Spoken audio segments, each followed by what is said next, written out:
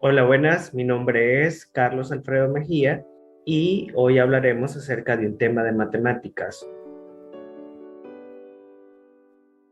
El tema que tenemos para hoy es clasificación de triángulos y tenemos como objetivo clasificar los triángulos de acuerdo a la medida de sus lados y a la amplitud de sus ángulos.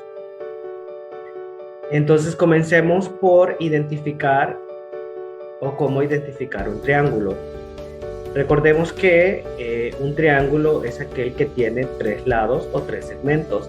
En este caso, llamamos triángulo a esta figura que tiene tres lados o tres segmentos, y la figura de la par, pues obviamente es un círculo. Entonces, ¿cómo definimos un triángulo? Un triángulo es una figura limitada por tres segmentos y podemos decir que los triángulos se nombran con las letras de sus vértices y con el símbolo que aparece en la pantalla, y es decir, tiene una forma de un triángulo. Pero ¿qué podemos conocer o qué debemos conocer acerca del triángulo? Un triángulo tiene tres lados, tiene tres ángulos internos, tiene tres ángulos externos y tiene tres vértices. A continuación, en la imagen podemos observar, en este caso, el vértice es C, tenemos el vértice B, el vértice A. Los ángulos internos del triángulo, pues, o como su nombre lo dice, son los que están dentro del triángulo y son los que se representan con azul. Entonces, por ejemplo, tenemos el ángulo C, el ángulo A, el ángulo B, o también nos podemos llamar de la siguiente forma.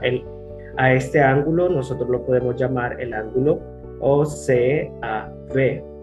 A este lo podemos llamar el ángulo ABC y a este lo podemos llamar el ángulo ACB. Tenemos los lados, es decir, los tres lados, el lado CB, el lado AB y el lado AC. Y finalmente podemos observar también los ángulos externos, que son estos. Entonces tenemos ángulos externos, tenemos tres ángulos externos dependiendo hacia dónde nosotros podamos prolongar el segmento. Y algo a tomar en cuenta es que la medida de un ángulo externo es igual a la suma de los ángulos internos no adyacentes. En todo caso, este ángulo externo mediría la suma de lo que mide el ángulo C y la suma de lo que mide el ángulo A. Otra propiedad a tomar en cuenta es que la suma de los ángulos internos de un triángulo es igual a 180. Es decir, que la medida del ángulo C con la medida del ángulo A y la medida del ángulo B deben sumar 180.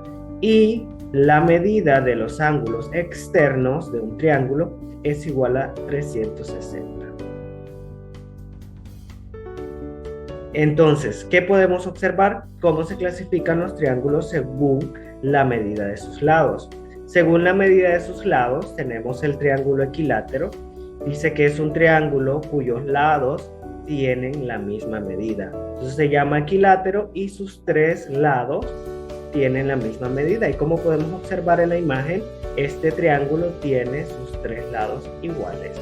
Por eso se llama equilátero. Tenemos el triángulo isósceles. El isósceles es un triángulo que tiene dos lados con la misma medida. A diferencia del equilátero, el isósceles tiene dos lados con la misma medida. Entonces, a un triángulo que tenga dos lados con la misma medida, nosotros lo podemos llamar isósceles. Y finalmente tenemos el triángulo escaleno. El triángulo escaleno es un triángulo cuyos lados tienen diferentes medidas, es decir, ninguna medida va a ser igual que la otra. Y como observamos en la figura, tenemos este triángulo que tiene el lado 6, este lado mide 7 centímetros y este lado mide 5 centímetros.